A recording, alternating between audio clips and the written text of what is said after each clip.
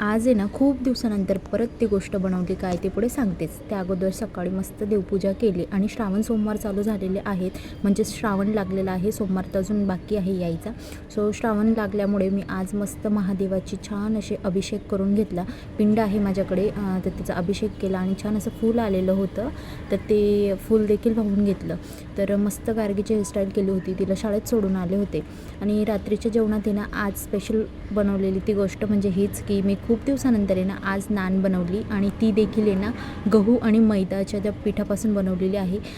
म्हणजे मी आधी ना फक्त मैद्यापासून बनवायची, पण आता सध्या तरी ना मी गहू आणि मैद्यापासून बनवली आहे.